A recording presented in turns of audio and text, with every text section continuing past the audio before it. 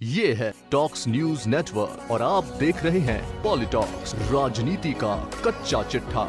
बिहार विधानसभा चुनाव 2025 की सरगर्मियों के बीच राष्ट्रीय जनता दल के नेता तेजस्वी यादव एक नया सियासी मास्टर स्ट्रोक बीबी खेलने की तैयारी में हैं।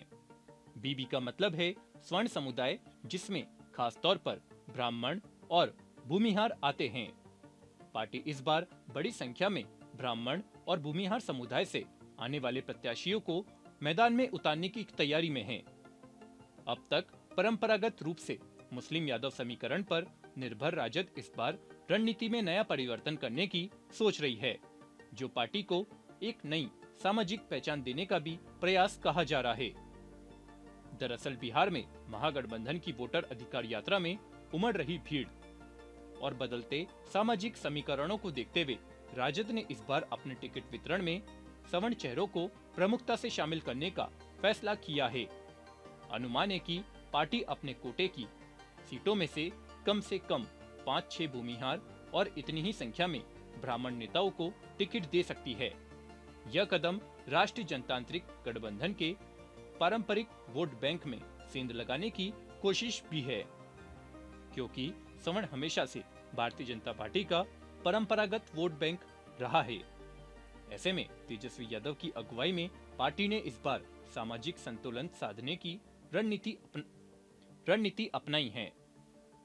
नई रणनीति पर काम कर रहे तेजस्वी यादव कहते हुए सुने भी गए हैं कि राजद सिर्फ MY यानी मुस्लिम यादव की पार्टी नहीं है, बल्कि बाप B का मतलब बहुजन, A का मतलब अगड़ा, A का मतलब आधी आबादी और P का मतलब पुअर यानी गरीब की पार्टी है।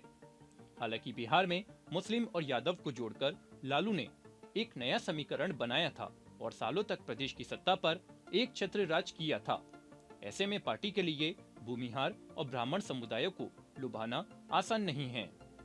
वहीं अपनी इस रणनीति के क्रियान्वयन के लिए राजद ने कई प्रभावशाली भूमिहार और ब्राह्मण नेताओं से संपर्क साधा है।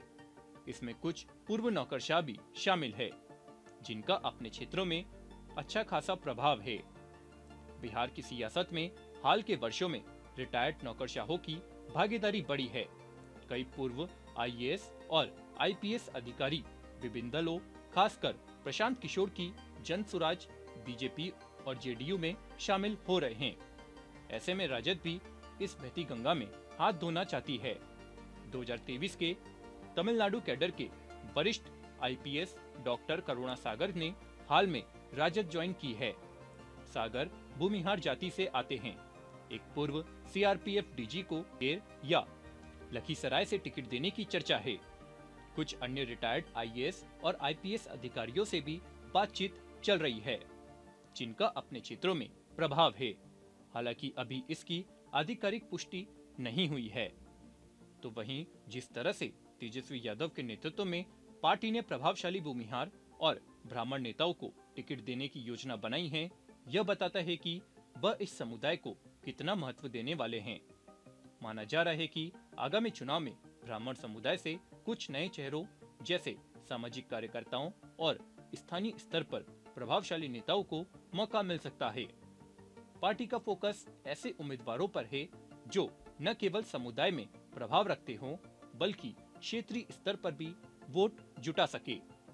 इसके स्थानीय स्तर पर पार्टी की राजनीतिक पैठ भी मजबूत होगी। अब देखना ये होगा कि युवा नेता तेजस्वी यादव की पिता की राजनीति से अलग सोच क्या NDA को एक बार फिर करारी टक्कर दे पाती है या नहीं। पॉलिटॉक्स ब्यूरो, बिहार। ये है टॉक्स न्यूज नेटवर्क और आप देख रहे हैं पॉलिटॉक्स, राजनीति का कच्चा चिट्ठा।